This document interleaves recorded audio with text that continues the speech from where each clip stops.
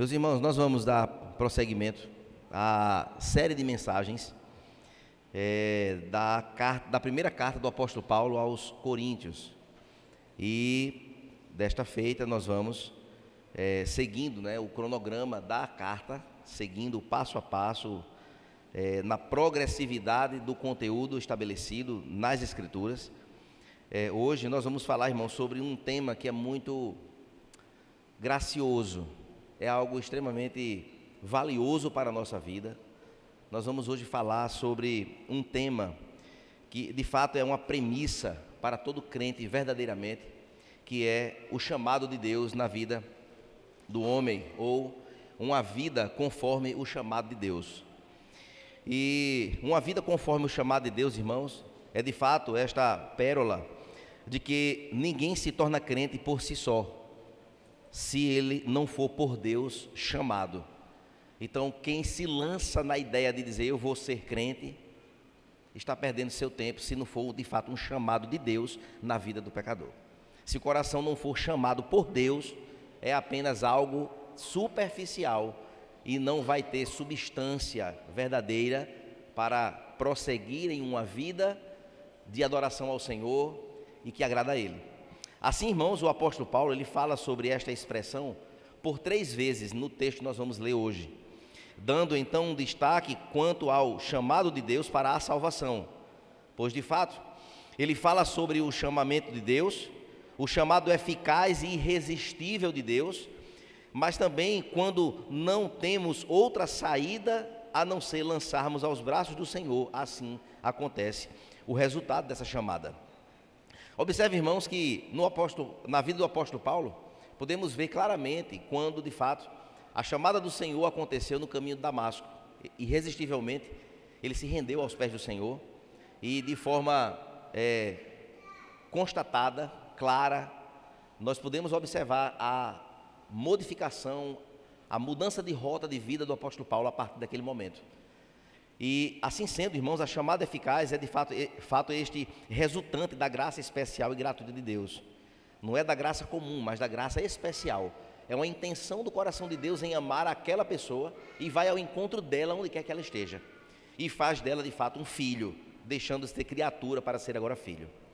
Observe, irmãos, que não há nenhum outro poder que possa isto fazer pela vida de alguém. Não há ninguém que possa cooperar neste processo de atender ao chamado do Senhor.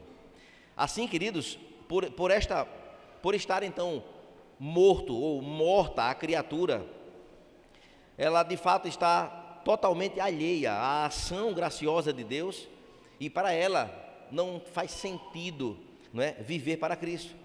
Por isso, irmãos, é necessário que de fato um poder não menor do que o poder de Deus que ressuscitou Jesus dentre os mortos, este poder tão gracioso, ele ressuscita mortos espiritualmente, assim como éramos anteriormente. Para fundamentar então, irmãos, esta ideia da chamada de Deus, fazendo aqui um apanhado de algumas passagens bíblicas, 2 Timóteo 1,9 diz que nos salvou e nos chamou com santa convocação, não segundo as nossas obras, mas conforme a sua própria determinação e graça, que nos foi dada em Cristo antes dos tempos eternos. Mas o apóstolo Paulo fala em Efésios 2,8, porque pela graça sois salvos, mediante a fé, e isso não vem de vós, é dom de Deus.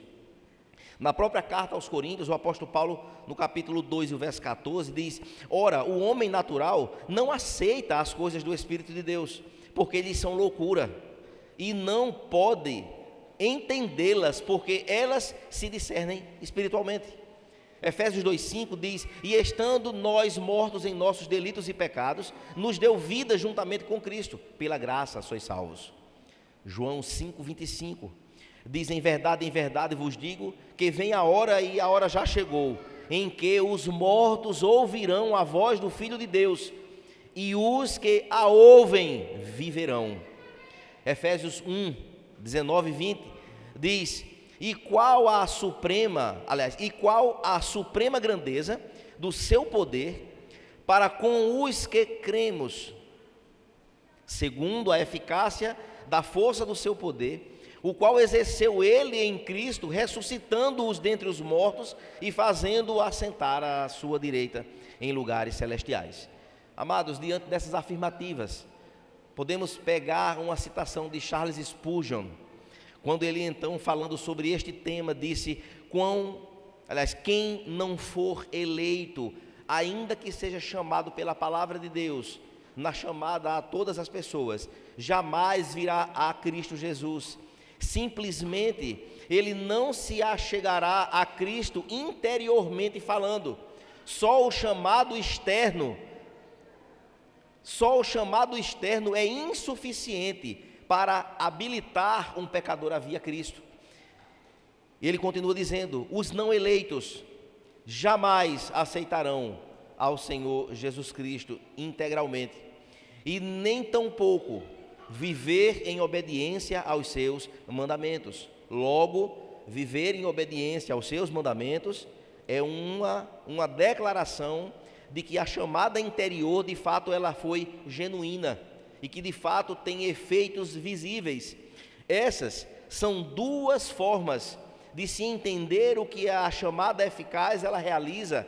É um chamado tanto interior como exterior, ou alcança o pecador em três dimensões: na dimensão das convicções, ou seja, na crença em que é que eu creio; na dimensão do comportamento, que é resultante da crença, ou seja, o crente se comporta de acordo com o que ele crê; e por fim a cosmovisão, ou seja, a sua visão de mundo, em que ele se encontra dentro desse plano tão grandioso que foi a criação de Deus. Ele me escolheu e lhe escolheu no meio de milhares de pessoas. Ele teve planos estabelecidos, e isto tem um significado importante quando de fato eu me vejo nesta cosmovisão grandiosa, neste plano redentivo de Deus. Assim, meus irmãos, eu convido você a abrir a sua Bíblia na primeira carta aos Coríntios, capítulo 7, e os versos 17 até o verso 24, nós vamos fazer esta leitura.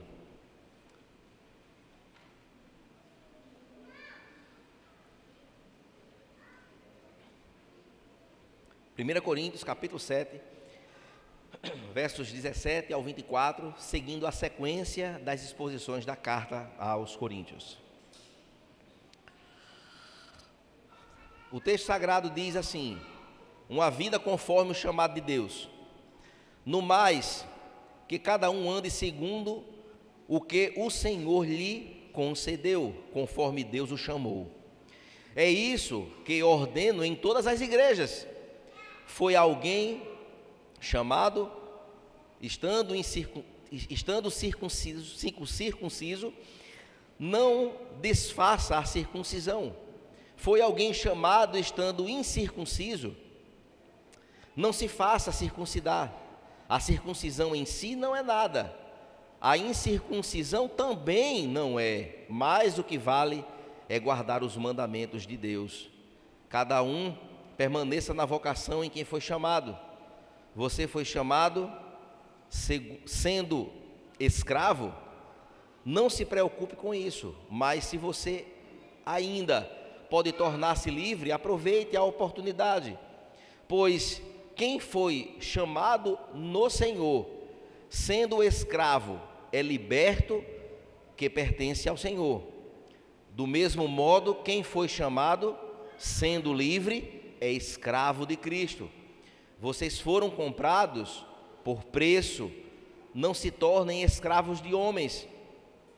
Irmãos, cada um permaneça diante de Deus na condição em que foi chamado.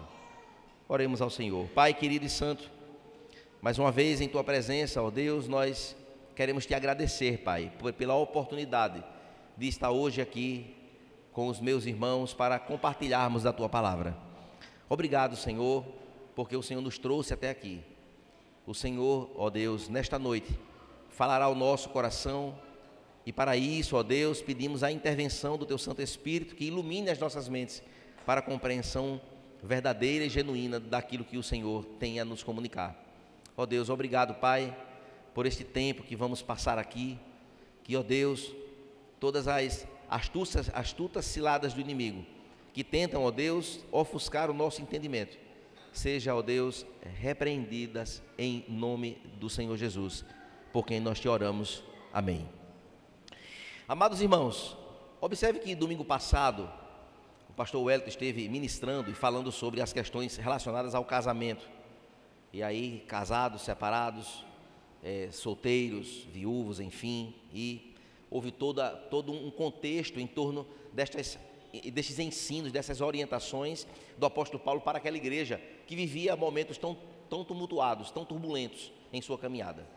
Haviam desvios de todas as naturezas, ou de muitas naturezas, muitas divisões, muitas convicções distorcidas, assim também os comportamentos distorcidos também, assim a cosmovisão estava totalmente desmoronada. E nós observamos, irmãos, que o apóstolo Paulo, pelo seu zelo com a igreja, começou então agora a escrever, dando os passos de como de fato aquela igreja deveria voltar-se para o Senhor, relembrando então tudo aquilo que ele fez quando ele chegou lá e quando ele encontrou aquela igreja e trabalhou com ela por 3 anos, e agora como de fato elas tinham se desviado para tão longe daquilo que a palavra de Deus havia ensinado. No meio então, irmãos, destas discussões que já vêm dos capítulos anteriores, sobre casamento, sobre sexo, divórcio, estado de solteiro, Paulo então nos dá, queridos, estes versos na sua carta, sobre permanecer como de fato nós somos, quanto à chamada genuína de Deus na nossa vida, falando assim então para os irmãos de Coríntios. O que há então, irmãos, por trás de tudo isso? Paulo então está nos mostrando que Deus chama e trabalha em qualquer situação em que os seus filhos, eles se encontrem como? Casados, solteiros, escravos, livres, abastados financeiramente, não abastados financeiramente, sábios, outros nem tanto. E aí o Senhor, ele não se limita ao agir dele em qualquer situação. Observe, irmãos, que Paulo então ele se refere a coisas não pecaminosas. Não é aqui de fato um atestado de Deus, pode vir como você está que está tudo bem. Negativo. Vem como está, tudo bem, mas aqui, diante do Senhor, as coisas precisam ser modificadas, até porque nós podemos ver no capítulo 6 e os versos de 9 a 11, eu gostaria de ler esse pedacinho, para que nós possamos entender claramente, não é, que Deus age em qualquer situação, acolhe a todo pecador, porém, as coisas pecaminosas precisam ser deixadas. Na mesma carta do apóstolo Paulo, no capítulo 6, e os versos do 9 até o verso 11, diz assim: ou vocês não sabem que os injustos não herdarão o reino de Deus? Não se enganem, nem imorais, nem idólatras, nem adúlteros, nem afeminados, nem homossexuais, nem ladrões, nem avarentos, nem bêbados, nem maldizentes, nem roubadores herdarão o reino de Deus. Alguns de vocês eram assim, mas vocês foram lavados, foram santificados, foram justificados no nome do Senhor Jesus Cristo e no Espírito do nosso Deus. Portanto, o apóstolo não ia se contradizer em dizer aqui o que de fato era problema na conduta, como de fato, mais adiante, agora ele abrir a porteira e dizer: não, o Senhor age em qualquer situação, permaneça como você está. Este permanecer como você está é aquilo que de fato o Evangelho se propõe, a não mudar o status das pessoas para que elas permaneçam servindo ao Senhor. E aqui o apóstolo Paulo fala claramente sobre o aspecto social, o aspecto marital, o aspecto civil, o aspecto econômico, financeiro e também racial de nacionalidade. Então, quem é judeu, permaneça judeu nos seus costumes, na forma de se vestir, não tem nenhum problema. Se não é pecaminoso, continue. Você que é gentil, permaneça gentil, como você vinha de sua nacionalidade. Mas em Cristo, as modificações da vida, elas precisam acontecer. Ou seja, que sirvam a Deus onde quer que elas estejam, e que há de fato esta convicção e esta condição para que eles pudessem entender. Solteiros, viúvos, casados, ricos, pobres, judeus, gentios, americanos, no nosso contexto aqui, sertanejos, quilombolas, ribeirinhos, indígenas, não é? Pessoas que são doutas, outras não, de vasta intelectualidade, ou seja, este é o grande poder do cristianismo, irmãos, que acolhe filhos chamados eficazmente em todas as partes do mundo em que eles estejam. Então o apóstolo Paulo, ele é muito claro, não precisa agora voltar ao passado ou mudar aquilo que eu sou, como o sertanejo que usa o chapéu de couro. Agora, porque eu sou crente, eu vou deixar de usar o chapéu de couro. Não tem nenhum problema de usar o chapéu de couro, não é? O africano, ele tem coisas que são peculiares da sua cultura. Não há nenhum problema. Se não há misticismo, se não há idolatria, se não há agressão à vontade de Deus, não há problema algum. E assim, queridos, o apóstolo Paulo discorre então pelos textos que nós lemos, e no verso 17 ele já começa então a adentrar nestas questões mais detalhadas. No mais, que cada um ande segundo o que o Senhor lhe concedeu, conforme Deus o chamou. E isto que ordeno é o que eu ordeno em todas as igrejas. Observe, irmãos, que embora a questão imediata que está aqui sendo discutida fosse então a questão do casamento, que aqui ele fala, não é? Observe, irmãos, que a forma como o apóstolo Paulo desenvolve o seu argumento vai direto ao cerne de como o homem ele deve identificar a sua vocação, o seu chamado, de que Deus, sobre a missão, estabeleceu na nossa vida propósitos estabelecidos.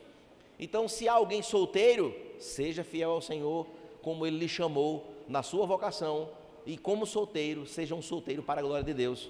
Se você é casado, seja um casado para a glória de Deus.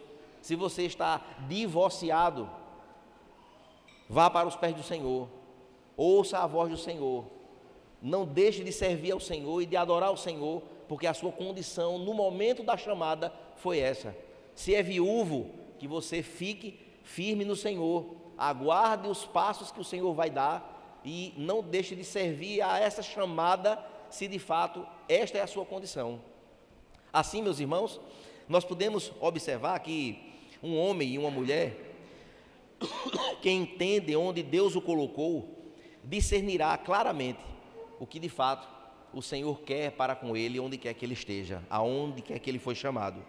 Este, irmãos, é um ponto de partida muito importante, quando nós procuramos discernir sabiamente como Deus, ele nos chamou. Deus colocou Adão no jardim, colocou ele lá, onde ele colocou você, aonde ele me colocou, onde você mora, onde nós moramos, com quem nós nos relacionamos durante a semana inteira. Esta, irmãos, não é uma questão insignificante de forma alguma, muito pelo contrário, pois como cristãos acreditamos que Deus é soberano e tem propósitos estabelecidos para todo o plano e acontecimento nas nossas vidas. Ou seja, se nós de fato estamos aqui, moramos onde moramos, estamos com quem estamos, vivemos dentro da família onde nós estamos, nós precisamos servir ao Senhor ali. Precisamos mostrar a nossa identidade de cristão ali, vivendo de maneira agradável ao Senhor, louvando ao Senhor pelos seus grandes feitos, sendo crente em Jesus. Observe, irmãos, que a grande pergunta é: onde eu estou? O que e como eu estou desenvolvendo a minha missão? Nós temos uma missão. Como é que nós estamos desenvolvendo esta missão? Tenho sido de fato um instrumento de honra ou de desonra ao Senhor? São perguntas simples, que eu não preciso me esconder por trás de nada para poder de fato mostrar a minha identidade, de que houve um chamamento genuíno do Senhor na minha vida, e isto faz toda a diferença, ou deve fazer toda a diferença em tudo que eu faço, onde quer que eu esteja. Considerando, irmãos, o desenvolvimento então do ponto de vista de Paulo aqui no verso 17, ele nos dá então 3 instruções muito importantes para que cada um de nós podemos então considerar. E, meus irmãos, a primeira é a advertência, quando diz: ande conforme o que o Senhor lhe concedeu, conforme o que ele lhe chamou. E aqui é a primeira advertência. Eu preciso entender que eu preciso andar agora de acordo com esse chamado. Eu preciso viver de acordo com aquilo que eu vivia anteriormente pelo velho homem, com as práticas antigas.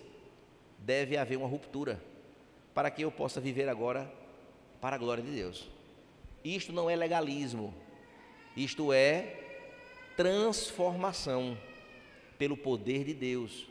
É o que Deus faz em nós, novas criaturas, filhos, que servem a um Deus tremendo, maravilhoso, que é poderoso sobre todas as coisas, e é o que hoje as pessoas não querem. As pessoas querem viver como vivia anteriormente, e viver também agora nessa nova chamada, e essa química não vale. Não vai haver de fato uma conjunção aqui de duas naturezas, a antiga e a nova. Ou nós causamos uma ruptura e vivemos agora assim como o Senhor nos chamou e nos colocou, ou seja, o que é o andar segundo? O andar segundo é agora daqui para frente, depois desse chamado que Deus fez na minha vida, que me salvou e que eu creio no meu coração, com todas as convicções, eu preciso agora entender que o meu caminhar, o meu andar, o meu viver, a forma como eu vou agora prosseguir na minha vida, não é mais como era antes, porque agora eu fui chamado por Deus, não foi um psil, foi um chamado. Isto é muito sério, irmãos. Considerando então este desenvolvimento, há um outro acontecimento na ideia de Paulo, que está no verso 22, quando ele diz: não desconsidere as circunstâncias. Ou seja, nós vamos chegar daqui a pouco lá no verso 22 e nós iremos então falar sobre ele. Mas nos versos 18 e 19, irmãos, fala de forma muito clara sobre um fato interessante, histórico, da igreja de Corinto. E nós vamos então ler aqui os dois versos. Foi alguém chamado estando circunciso? Não desfaça a circuncisão. Foi alguém chamado estando incircunciso? Não se faça circuncidar. A circuncisão em si não é nada, e a incircuncisão também não é. Mas o que vale é guardar os mandamentos de Deus. Observe, irmãos, que aqui o apóstolo Paulo fala de duas coisas. Ele fala de duas nacionalidades ou duas etnias. Ele fala claramente sobre duas condições, os judeus e os gentios. Os judeus que por um tempo, para aceitar o gentio, tinha que circuncidar para poder ser aceito. E também o próprio judeu, quando nascia no 8º dia, ele tinha que ser circuncidado. Tinha que ser cortada a pontinha lá do órgão genital do menino. E o que era que estava acontecendo naquela situação, quando ele escreveu isso aqui? Por que ele escreveu? Que quem for circuncidado, e Deus o chamou, não desmanche a circuncisão. E é possível que isso aconteça? Sim, era possível. Havia um processo cirúrgico chamado de epispasmo, que era reimplantar um pedaço de pele onde foi antes cortado, para que a pessoa voltasse a ser como nasceu e apagasse ali a identidade judaica da sua cultura. Não, ele disse: não, se você é circuncidado não tem problema. E se você não é circuncidado também não é problema, porque a circuncisão em si ela não é nada, nem a circuncisão e nem a não circuncisão. Eu faço o quê? Obedeça aos mandamentos de Deus. E mandamentos não é para ficar numa parede, não é para ficar só aqui. Mandamento não é só para a gente achar bonito. Eita, como é bonita a história. Mandamento, irmãos, é para ser obedecido. Não tem outro caminho. Não dá para juntar as duas coisas. Não dá para a gente ser hoje alguém que, na verdade, era para eu ser, mas eu não consigo porque tem muito do passado em mim, das minhas ainda naturezas, né, daquilo que eu fazia, as minhas práticas, os meus prazeres e desejos, não é para Deus ainda. Não dá para a gente unir isso. E o apóstolo Paulo, então, ele é muito categórico e claro. Assim, irmãos, como ser circuncidado e não ser circuncidado é irrelevante quando se trata de servir a Deus. Um exemplo bem prático. Chega alguém na igreja com uma tatuagem. Aí a pessoa diz assim: e agora, pastor, para eu ser crente eu vou ter que fazer uma cirurgia e arrancar o couro, fazer um procedimento cirúrgico para tirar a tatuagem. Não tire a tatuagem, meu filho. Se você tiver dinheiro para tirar, tire, é do seu desejo. Mas não é isso que vai mudar. Mas isso também não quer dizer que você agora vai encher o corpo de tatuagem. Mas por que, pastor? O senhor é contra a tatuagem? Não. É porque eu não vejo sentido de adoração a Deus numa tatuagem. Se você já tem, amém, deixa, está tranquilo, fica aí de lembrança. Nós vamos focar o nosso olhar em outra coisa. Eu vou glorificar a Deus em quê? Pintando meu corpo. É uma opinião minha pastoral, minha opinião. Para quê? Você vai evangelizar quem? Com uma tatuagem. Porque quem tem uma tatuagem guardada quer vestir uma roupa para mostrar que tem aquela tatuagem. Aí às vezes, né, parece que dá tanta ênfase àquilo que parece uma idolatriazinha, né? Uma demonstração desnecessária. São coisas, irmãos, que a gente olha para o texto e a gente começa a relativizar muito, sabe? O que acontece nos nossos dias hoje é que tudo é besteira. O que é que tem? O que é que tem nada não, isso é besteira. Qual o problema?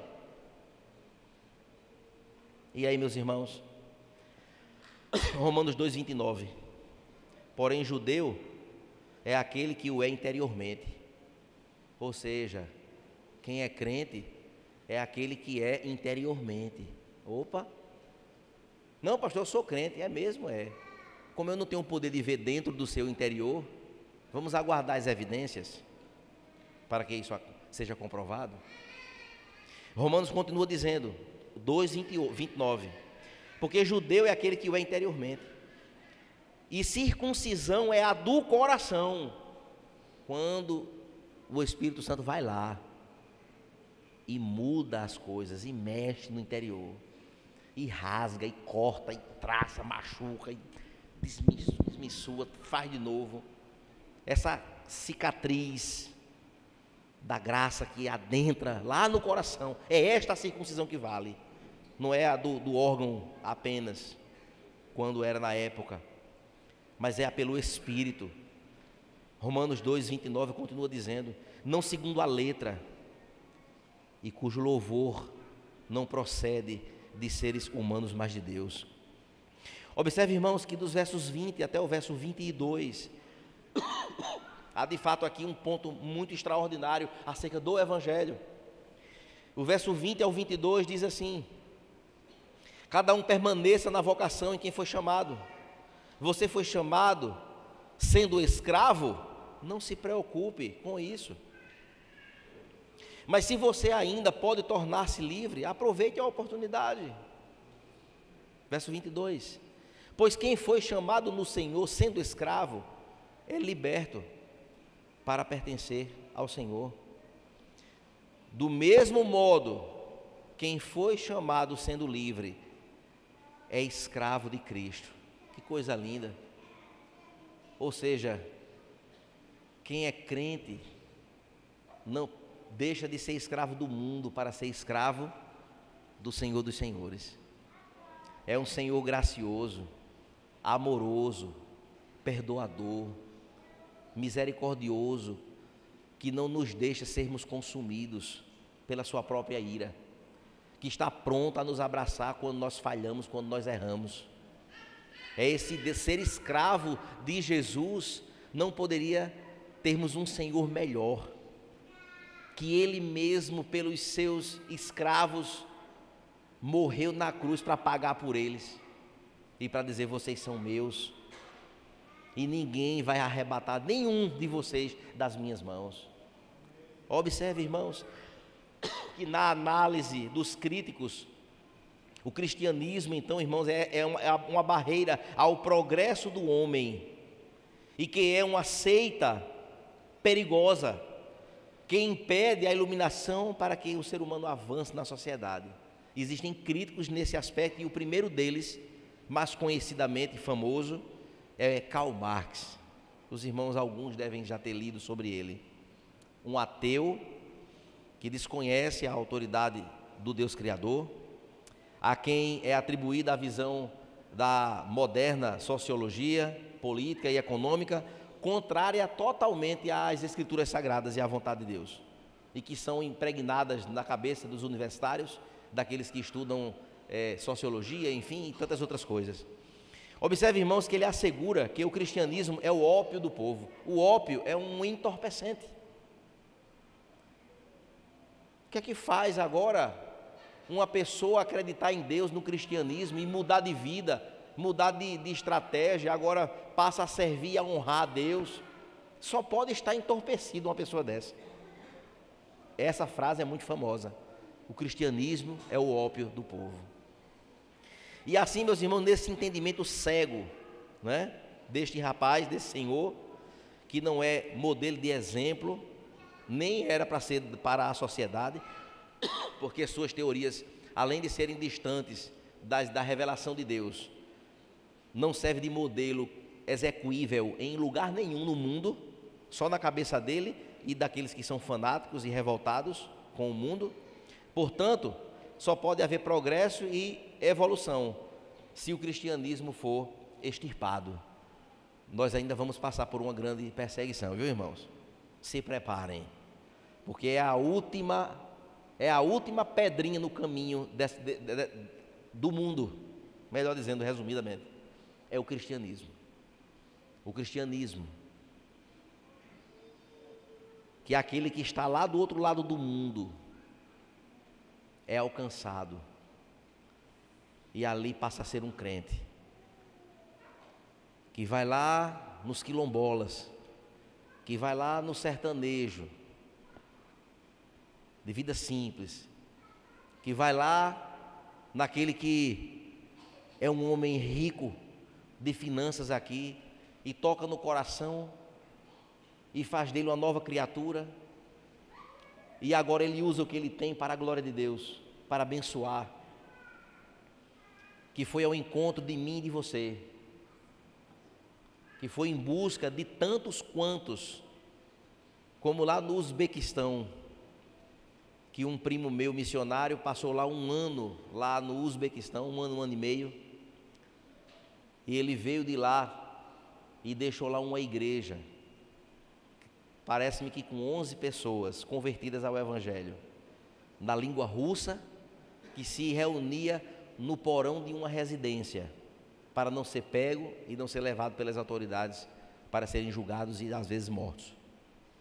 Observe, irmãos, que o Evangelho, ele não obrigava a essas pessoas de difícil acesso do Evangelho a sair do seu país e ir para outro lugar, mudar de vida, mudar de realidade, fugir para poder servir ao Senhor. O grande poder do Evangelho traz isto como resultado. Às vezes o Evangelho alcança o coração de uma esposa casada com um homem rude, violento e intolerante, até para o diálogo. E a palavra de Deus diz: não se separe deste homem, continue, porque a circuncisão não é externa, mas é a do coração.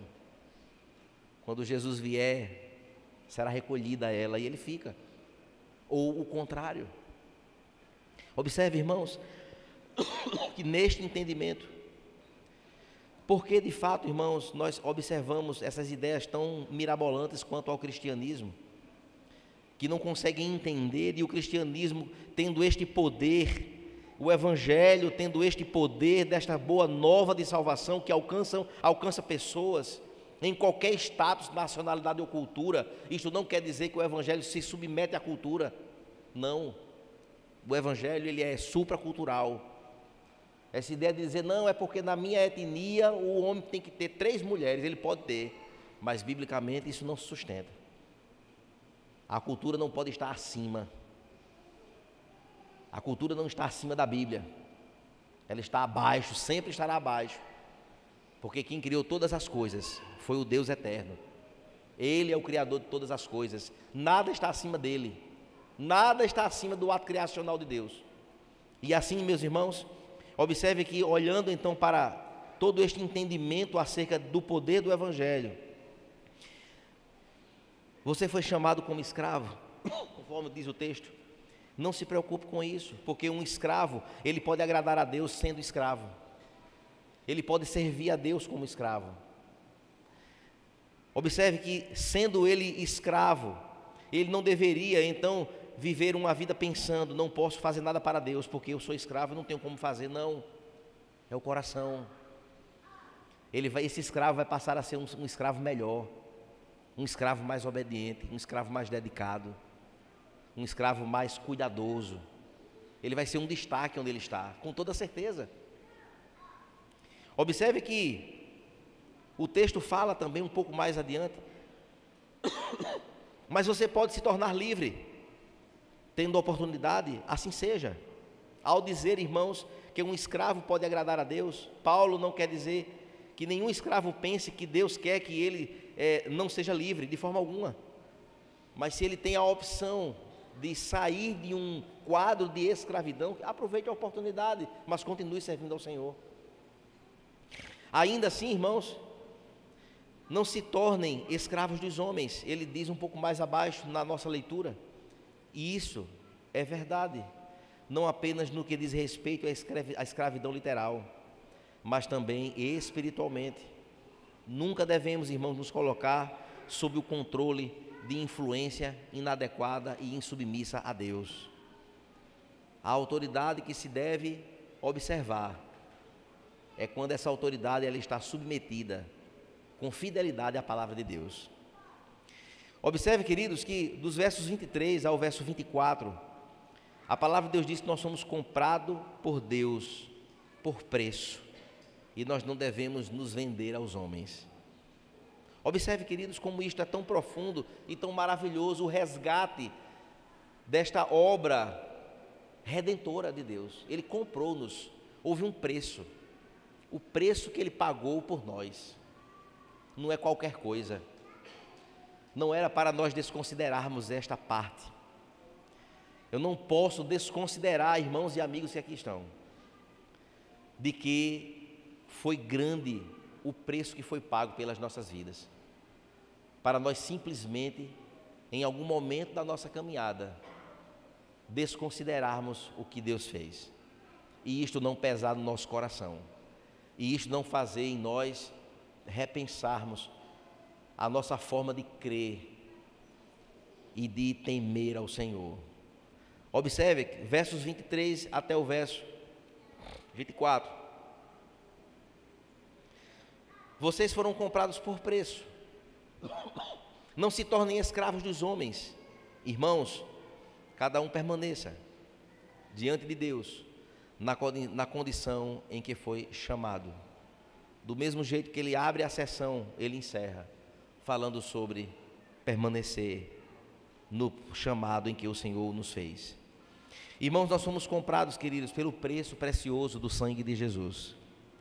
Jesus Cristo, Ele foi quem pagou com a sua própria vida. Ele foi o Cordeiro anunciado. E foi à cruz, não levado à força. Ele disse, eu me dou por eles. Ele foi, ele se lançou no plano redentivo. Ele, de fato, ele deu a máxima da vida dele, morrendo naquela cruz, derramado o seu sangue, sendo morto, da pior forma, mais vergonhosa morte, para que hoje nós fôssemos quem nós somos. Se essa verdade, irmãos, não pesar no nosso coração todos os dias, precisamos retornar urgente às Escrituras. Precisamos olhar isso com a maior seriedade, não apenas pela beleza do que a história conta, porque isso tem efeitos em nós. Você foi equipado com todos os dons necessários, que foram lavados, santificados e justificados. Os seus dons pertencem ao Senhor. Os meus dons pertencem ao Senhor. Aquilo que nós fazemos na vida, que Deus nos dotou, que seja para o serviço do Senhor, que seja para a glória dEle, pois esse chamado que aconteceu em nossas vidas, foi de fato um chamado elevado e glorioso, de um governo representativo nesta terra pelo próprio Deus, Ele que estabeleceu assim. O nosso Pai não terreno, o nosso Pai não de sangue, melhor dizendo, mas o nosso Pai Adão, ele tropeçou, irmãos, e abandonou este alto chamado, arrastando com ele este mundo, lamentavelmente, a uma transgressão. Seu fracasso foi claro na raça humana. Enquanto nós herdamos sua abdicação pecaminosa, ambição egoísta e ações autodestrutivas, foram os efeitos que aconteceram nas nossas vidas. Mas, irmãos, o segundo Adão veio diferente. O primeiro Adão acabou com tudo, colocou tudo a perder. Mas o segundo Adão, Jesus Cristo, ele nos redimiu desta terrível condição de perdição. Ele resgatou as nossas vidas quando nós estávamos em frieza, em distância, um lugar frio, onde nós vivíamos escurecidos, onde a sua luz raiou diante de nós e iluminou os nossos corações. Da mesma forma como o Deus Criador disse: haja luz e houve luz, assim Jesus iluminou os nossos corações e vivemos agora debaixo de sua graça. Observe, irmãos, que estas verdades nos levam a uma outra condição, de que este preço que foi pago requer de nós algo, requer de nós coisas que são importantes, que reflete diante de nós quem nós somos. Observe, irmãos, que essa chamada, ela nos leva a sermos aperfeiçoados a cada dia da nossa vida, para que nós venhamos a ser parecidos cada vez mais com quem? Com Jesus. E não o contrário. E não o contrário, irmãos. Observe, queridos, que Ele não apenas nos chamou para refletir em nós as suas virtudes e assumir a nossa missão, negativo, mas Ele promete que estará de fato, irmãos, conosco todos os dias, até a consumação dos séculos. Ele estará conosco, e aqui é o ponto: cada um permaneça diante de Deus na condição em que foi chamado. Findada, irmãos, as exposições destes versos que foram lidos, eu passo para a conclusão, e vamos demorar um pouco sobre esta parte. Precisamos, irmãos, olhar para as circunstâncias que nós vivemos. Observe onde nós estamos morando, a rua que nós moramos, quem é o nosso vizinho da direita e da esquerda, se é num prédio, de cima, de baixo, quem é? Quem são essas pessoas? Qual é o limite da nossa habitação? Eu sei quem é que mora ao meu redor. Irmãos, quais são as áreas nas quais Deus nos deu sabedoria, habilidade e força? Cada um de nós temos habilidades, temos forças e temos sabedoria que Deus deu. Condições, capacidade intelectual, força, garra, inteligência. O Senhor é maravilhoso. Quais são, irmãos, então, diante disso, os nossos interesses? Quais são as habilidades que nós vamos colocar a serviço do Senhor, no que de fato nós sabemos fazer? Por fim, irmãos, uma última pergunta: este é realmente um bom lugar para começar? Deus colocou-nos onde Ele quer, pois nós cremos que a nossa geografia está nas mãos dEle. Ele estabeleceu o lugar onde nós iríamos nascer, onde nós iríamos viver, onde iríamos crescer, onde vamos envelhecer. E nesta trajetória de vida que nós estamos vivendo, precisamos olhar ao nosso redor e fazer a seguinte pergunta: por que Ele me colocou aqui? Ele lhe colocou onde você trabalha, não é só para você ganhar dinheiro e pagar suas contas, porque pagamento de conta, isso se acaba, mas a sua alma e a daqueles que estão ao seu redor, elas não vão morrer. O que vale numa casa não são os brinquedos e as coisas que a gente dá para os nossos filhos. Nós estamos levando a nossa família à adoração a Deus. De que forma?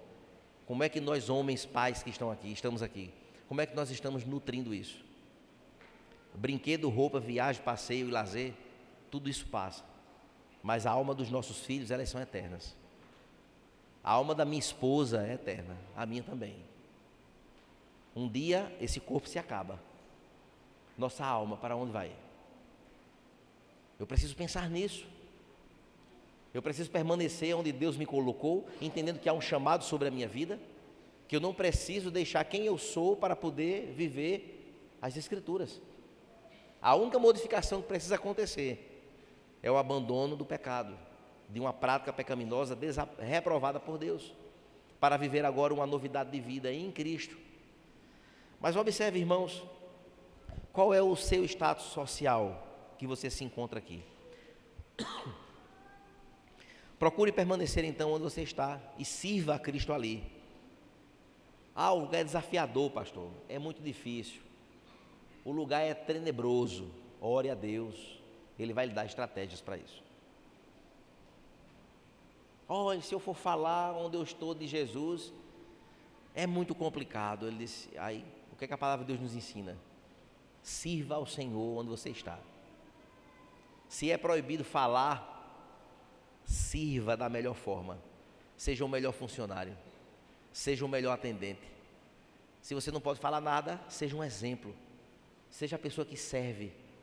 O teu proceder vai fazer com que alguém perceba que você é diferente.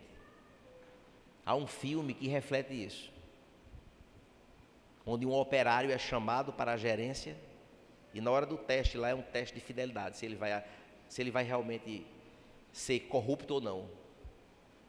E ele faz a opção no dia seguinte. Ele diz, eu não vou aceitar a proposta. Eu sei que eu ia ganhar muito mais, mas eu não vou poder, porque eu sirvo a Deus e eu não posso desonrar o meu Deus e a minha família. Os irmãos já devem ter visto esse filme por aí. É isso, irmãos. Aquele homem, com aquela resposta, ele fez uma declaração que foi uma flecha no coração daqueles homens que ali estavam ouvindo ele. E ele apenas ia fazer o trabalho dele. Mas era um cara pontual, entrava na hora certa, saía na hora certa. Era um cara cuidadoso, zeloso, fazia tudo certinho, tudo da melhor forma. Dava o melhor que ele podia. Mas no momento certo, Deus proporcionou um momento para que o nome dele fosse honrado na vida daquele homem. Talvez seja isso que falta em nós. Convicções, posicionamentos. De dizer sim para o que Deus diz sim, dizer não para o que Deus diz não. Se você é casado, procure permanecer casado e sirva ao Senhor como uma pessoa casada. Se você é solteiro, não espere se casar para servir ao Senhor. Sirva ao Senhor como solteiro. Seja um solteiro nas mãos do Senhor, que honra a Deus, que honra seus pais, que vive uma vida que agrada a Deus. Assim, irmãos, como viúvo também, como estrangeiro, como tantos outros e assim por diante. Queridos, qual de fato é o nosso status? Temos um chamado, irmãos, em 3 atribuições importantes. O nosso chamado, ele alcança três atribuições importantíssimas. A primeira é que o chamado de Deus transcende as atribuições horizontais. Ou seja, é um chamado que ultrapassa as questões culturais.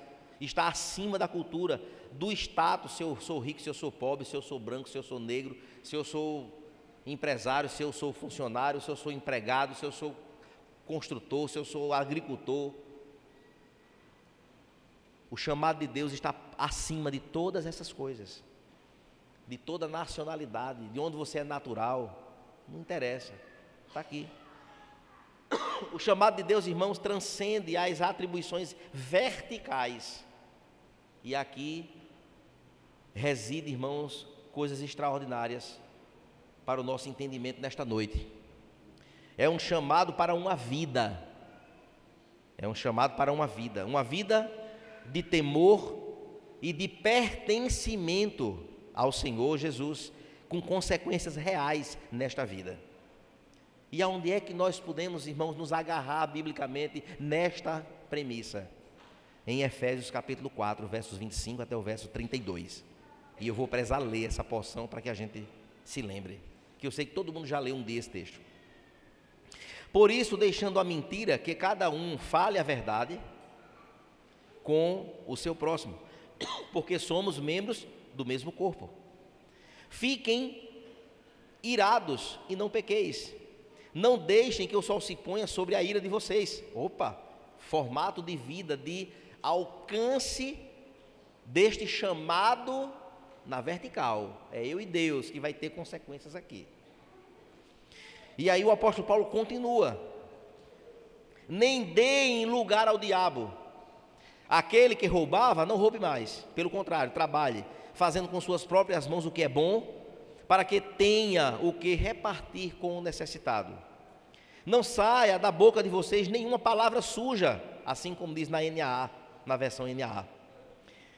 mas unicamente a que for boa para a edificação, palavras boas para a edificação, conforme a necessidade, e assim transmita graça aos que ouvem. E não entristeçam o Espírito Santo de Deus, no qual vocês foram selados para o dia da redenção. Este dia vai chegar.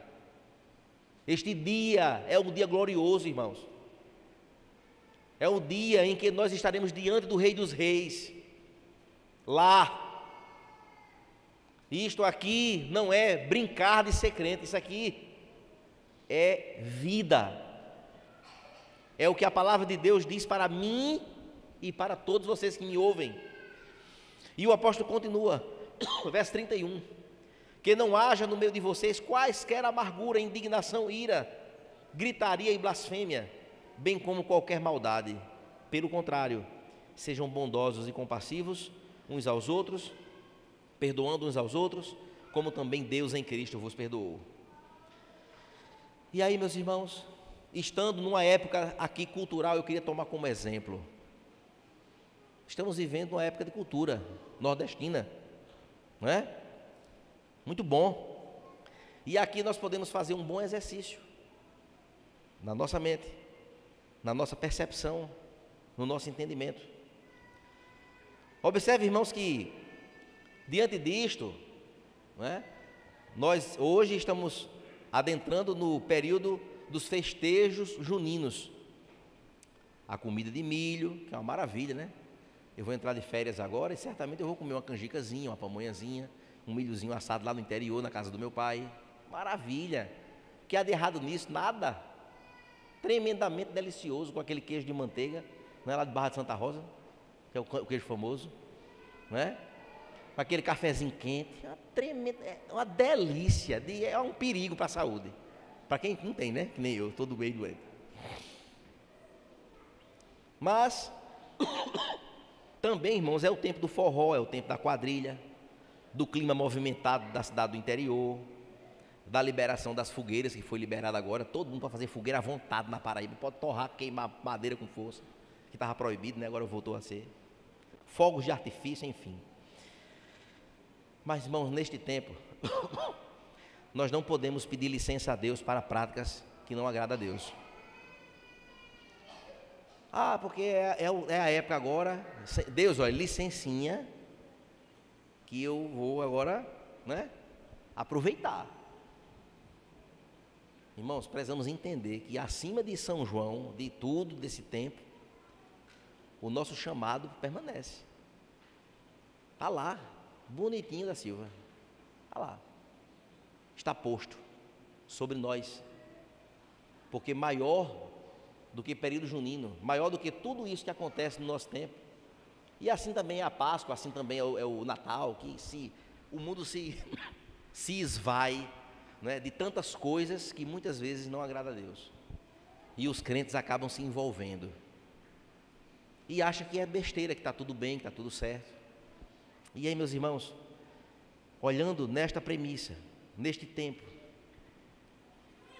precisamos, irmãos, ter zelo com a nossa vida. Há igrejas que faz o São João sem Cristo, não é? Eu respeito todo o segmento, eu só não vejo como é que se enquadra aqui, como se encaixa.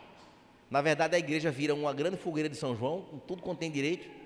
Não, mas é São João sem João com Cristo, é sem João com Cristo, não é? A ideia é essa. E aí, meus irmãos, a gente precisa ter muito cuidado com isso, para que exageros não aconteçam, para que coisas travestidas de bom acabem passando uma mensagem de desonra ao Senhor, que nos fez um chamado para uma nova vida. Isso não é legalismo, isso não é botar na algema, não é prender a pessoa, botar... Não, pelo amor de Deus, não posso nem chegar perto de uma fogueira. Negativo, a fogueira está queimando ali, eu estou com o meu espírito aqui assando aqui, aí não tem problema nenhum. Agora, para eu ser, como é o nome? Na quadrilha tem um bocado de figuras, né? Na quadrilha. Aí eu vou agora dançar quadrilha. Eu vou ser o casamento, né, matuto, não sei o que e tal, lá vai. Não conheço muito bem essas coisas. Irmãos, qual a nossa identidade? Que se a gente for relativizar as coisas, irmãos, a gente vai achar brecha para tudo nesta vida, tudo. Tudo há uma relativização e a gente acaba prejudicando, acaba entrando por um caminho que não é um caminho bom. Ah, pastor, então o que é que pode e o que não pode? Isso é legalismo. O Deus que falou ao coração de cada um de nós um dia genuinamente, se realmente houve uma chamada, nós vamos saber, diante das Escrituras, saber o nosso limite. O limite que honra a Deus, que adora a Deus e que agrada ao Senhor. Estou falando isso aqui somente por conta da nossa época, tá? E como a pregação, Deus é um Deus de providência, e aprove a Ele hoje a porção ser esta porção aqui. Eu não pulei porção nenhuma, então nós aproveitamos para a gente falar sobre isso. E aqui, meus irmãos, o nosso chamado, queridos, não tem pausa, não tem. O nosso chamamento, ele vai se encerrar quando a gente morre aqui, porque quando a gente ressuscitar, juntamente com os que morreram no dia em que o Senhor vinha nos buscar, nós já estaremos agora para uma nova composição de incorruptibilidade com o Senhor. Por fim, irmãos, o chamado de Deus nos ensina a permanecermos com Deus. Esse chamado do Senhor, eles são, só recapitulando para os irmãos, em 3 atribuições. O chamado de Deus transcende as atribuições horizontais, as atribuições verticais, de acordo com o compromisso com Ele, com a vontade dEle, com temor a Ele, e um chamado de Deus que nos ensina a permanecer com Ele, perseverança dos santos na caminhada, onde neste caminho há a presença de Deus, a luz, a salvação, a amor, a providência, graça, misericórdia e redenção. A alegria de Deus, irmãos, a alegria de Deus nos dá a perseverança em meio à tristeza. A paz de Deus, irmãos, nos dá conforto em meio às nossas lágrimas. A vida de Deus nos dá coragem enquanto caminhamos pelo vale da sombra da morte. Mas a presença de Deus nos permite cumprir quaisquer tarefas que Ele assim estabeleça para nós. O cristianismo, irmãos, não é uma religião revolucionária de mobilidade social ascendente, negativo. O cristianismo não é isso. O cristianismo é uma mensagem de que o chamado de Deus transforma tudo o que estamos fazendo e tudo o que nós podemos ser até o último dia. À medida em que os nossos papéis se cruzam na vida e na igreja, ou seja, fora daqui dessas 4 paredes e aqui, à medida que os nossos papéis se cruzam na vida e na igreja, devemos ter a certeza de que nós estamos cumprindo a elevada vocação de Deus, o seu chamado. E aí, meus irmãos, nós vamos cair em um exercício fenomenal. É obedecer o que esse chamado fez em nós, fora deste ambiente. Quando nós vamos para o dia a dia, quando você vai para os caminhos que você tem que ir hoje, amanhã, segunda-feira, a semana todinha, com quem nós iremos nos relacionar? Aí a gente vai poder exercitar, vai poder colocar isso em prática e ver o quão maravilhoso é viver debaixo da graça do Senhor, viver debaixo da obediência ao Senhor, do temor do Senhor. Não é uma vida triste, é uma vida alegre, porque em nós há uma esperança de que um dia, eternamente, nós estaremos para todo sempre na eternidade. Amém, irmãos? Vamos ficar de pé e vamos orar ao Senhor?